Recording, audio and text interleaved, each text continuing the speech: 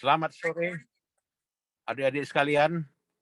Pada pertemuan sebelumnya kita di chapter 10 ya sudah membahas ya mengenai yang namanya the event and behavioral approach ya, artinya pendekatan keperistiwaan dan pendekatan keperilakuan dalam bidang riset ilmu akuntansi. Nah, sekarang pada pertemuan kali ini kita berbicara mengenai pendekatan dalam riset akuntansi yang namanya pendekatan keprediksian ya, dan juga disebut dengan pendekatan positivisme ya. Itulah yang disebut dengan pendekatan kuantitatif. Nah, itu ya. Jadi kuantitatif nama lainnya adalah pendekatan prediktif. The predictive and positive. Nah, itu yang namanya pendekatan kuantitatif. Nah, jadi ilmu akuntansi lazim juga menggunakan pendekatan kuantitatif ya. Nah, jadi itu adik-adik sekalian. Dan dalam pendekatan memprediksi di sini itu biasanya merefer ya pada risetnya yang namanya risetnya Beaver gitu ya, Beaver. Jadi riset Beaver itu dia seorang penulis Amerika yang biasanya menulis tentang bahwasanya ada apa ya, ada kemampuan prediksi yang besar. Ya, kemampuan prediksi yang besar terkait dengan tujuan tertentu. Maka kemampuan untuk memprediksi di masa yang akan datang tersebut terkait dengan situasi ya, permasalahan untuk mengevaluasi berbagai alternatif alat ukur dalam ilmu akuntansi. Dan riset berdasarkan pendekatan prediksi tersebut gitu ya, itu sifatnya berdasarkan pada data. Ya, jadi kalau ada data maka kita bisa memprediksi. Ya, makanya dalam pendekatan keprediksian itu sering kita lihat pengaruh profitabilitas terhadap harga saham ya, atau juga pengaruh rentabilitas terhadap return saham. Itu semuanya adalah kemampuan prediksi berdasarkan pada data-data masa lalu untuk memprediksi di masa yang akan datang ya. Dan pendekatan prediksi di sini gitu ya, itu berdasarkan pada kemampuan ya. Kemampuan data itu bahwasanya data itu bisa digunakan. Digunakan untuk apa? Memprediksi reaksi pasar ya. Maka dalam analisanya ada dikatakan dengan analisa time series gitu ya. Apa itu analisa time series? Nah, analisa time series di sini secara metodologi adalah pendekatan secara statistik yang tergantung pada kumpulan data ya, atau juga data set. Nah, makanya gitu kalau mahasiswa ya menyusun tesis gitu ya, data berdasarkan pada yang terlisting di Bursa Efek Indonesia tahun 2015 sampai dengan 2020 misalnya. Itu semuanya adalah time series ya. Nah, itu. Jadi time series itu merupakan laporan laba ya untuk memprediksi di masa yang akan datang. Nah, time series di sini itu ditujukan untuk memprediksi laba, untuk menggambarkan ya, menggambarkan laba kuartal ya. Jadi laba kuartal 1, laba kuartal 2 mampu memprediksi laba di kuartal 3 misalnya. Dan temuannya adalah laba tahunan itu merupakan suatu seri yang menyajikan pergerakan moving average atau juga pergerakan satu atau dua proses yang sifatnya pergerakan regresif gitu ya. Dan ini dalam riset positivisme ya, dalam riset prediktif gitu ya, bahwasanya laba itu bisa digunakan ya untuk memprediksi. Apakah mau memprediksi harga saham, ya kan?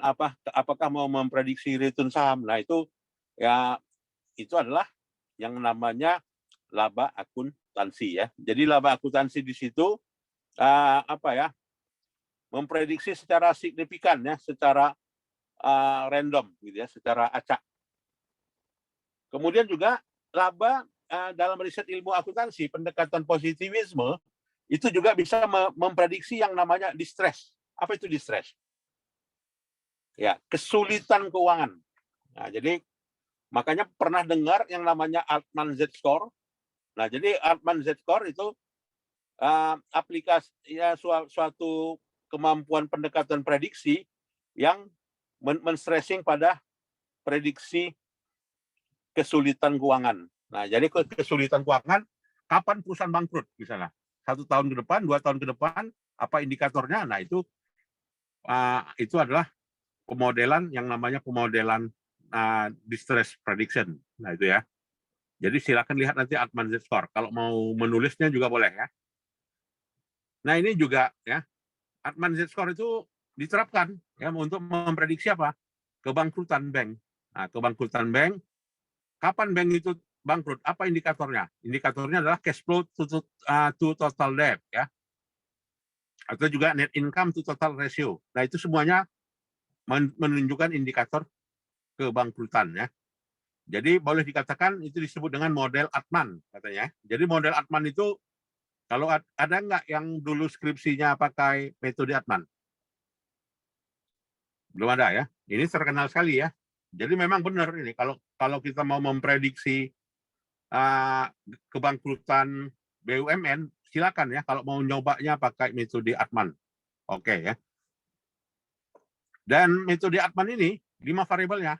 Net working capital to total asset, kemudian return earning to total asset, kemudian earning before interest and total asset, market value, equity per book value, dan juga sales dibagi total asset ya.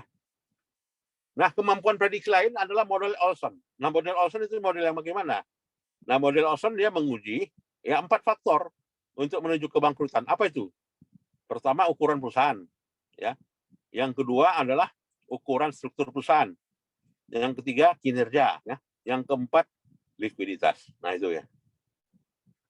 Nah, apa sih keuntungan dari metode Altman ini? Nah, metode Altman ini kan udah diketahui sebagai analisa untuk memprediksi kan, mengkategorikan ya bahwasanya informasi itu sangat cepat dan juga ada apa ya biaya yang dalam hal itu disediakan. Kemudian keterbatasan model Altman ini apa? Ya keterbatasan model Altman itu ya rentan terhadap kondisi ekonomi secara umum. Ya di mana tekanan keuangan itu hanya variabel yang bisa dimasukkan dalam satu model ya. Artinya kalau dalam kondisi ekonomi bagus, maka Altman Z-score ini bisa lemah ya kemampuan prediksinya. Dan kemudian juga prediksi atas bond premium dan juga bond rating. Ya artinya kita mau memprediksi rating utang. Ya Indonesia berapa sih rating utangnya? Apakah dia masuk kategori default? Apakah kategori marketable risk? Apakah purchasing power risk atau juga interest rate risk ya? Nah, selain dari Altman, Olson, Fisher juga ya. Nah, model Fisher itu apa? Nah, kalau mau nanti adik-adik mau nyusun skripsi, tesis ya, terapkan model Fisher misalnya. Nah, boleh aja ya, silakan nanti diterapkan model Fisher ya, di mana model Fisher di sini ya menjelaskan resiko premium gitu ya, dan juga resiko industri. Ya, resiko premium dan resiko industri ditentukan oleh apa? Pertama, oleh earning variability, yaitu variabilitas laba ya. Jadi semakin bervariasi laba, terutama laba setelah pajak dalam 9 tahun, maka bisa digunakan sebagai alat prediksi. Kemudian apa lagi? Solvency. Apa itu? Solvency itu adalah rasio untuk mengukur tingkat jatuh tempo hutang. Nah, itu solvency. Yang ketiga, capital structure, struktur modal. Nah, jadi teori struktur modal itu dari Fisher ya. Kemudian total value. Ya. Kemudian berdasarkan hasil studi ya, bahwasanya dikembangkan suatu model ya dari secara eksperimen yang menunjukkan basis menseleksi dari data akuntansi dan juga variabel-variabel keuangan ya. Nah, untuk analisa bond rating ini, rating surat utang gitu ya, maka ada juga lag-nya ya, artinya ada juga yang nggak tepatnya begitu ya.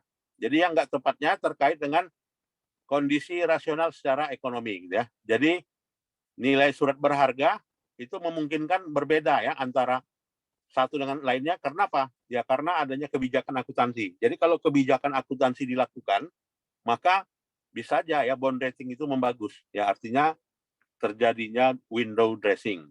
Nah itu. Kemudian BLKUI model. Nah, BLKUI model menyatakan bahwasanya ya profit based measure dan juga other measure ya itu merupakan alat menjelaskan untuk kebangkrutan ya. Jadi disebut dengan BLKUI discriminant analysis namanya ya.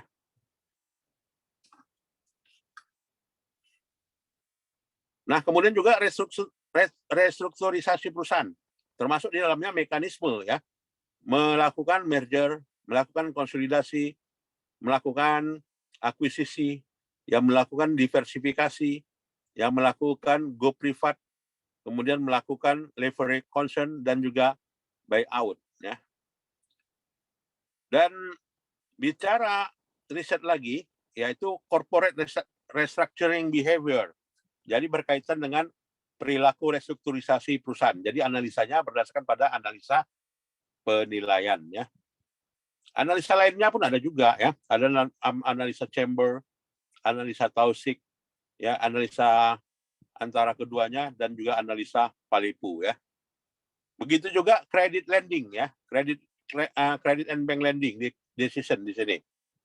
Jadi ekspansi kredit itu keputusan kredit sangat tergantung dari apa pinjaman ya. Jadi pinjamannya itu bisa diprediksi untuk memprediksi pembayaran ya. Kemudian forecasting financial information system. Ya, artinya memprediksi laporan keuangan berdasarkan kandungan informasi laporan keuangan. Jadi pilihannya menggunakan teknik secara mekanik atau juga non mekanik atau juga bersifat univariat atau juga multivariat ya. Artinya banyak variabel atau juga tidak banyak variabel ya. Nah, bagaimana kalau bicara kita keakuratan antara memproyeksikan laba akuntansi dengan pendekatan statistik. Nah, jadi di sini relevansinya yang terkait dengan berbagai isu dia. Pertama, kerelevanan data memprediksinya, kemudian juga nilai non informasi akuntansi ya, kemudian juga random laba yang bersifat acak, kemudian juga beberapa metode alternatif tentang proyeksi atau juga prosedur ya. Kemudian capital market and external accounting. Jadi capital market ya, pasar modal, dan juga ya ini semuanya adalah predictive approach ya. Kemudian juga efisiensi pasar ya. Bagaimana kita mengukur efisiensi pasar yang namanya EMM model.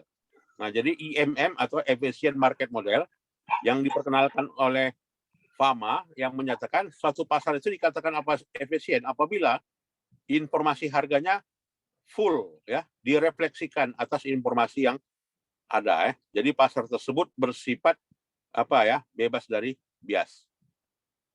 Nah, itu ya. Nah, jadi CAPM itu inilah dia modelnya. Jadi E dikali R sama dengan R ditambah E dibagi R dikurang R dalam beta ya. Maknanya apa? CAPM ini artinya kalau kita melakukan investasi, maka investasi itu pasti ada resiko. Nah, berbicara mengenai adanya resiko, maka resiko itu mana yang paling besar? Ya, jadi seorang investor yang ideal akan memilih resiko yang paling kecil. Maka analisanya disebut dengan analisa CAPM ya. Nah, itu ya.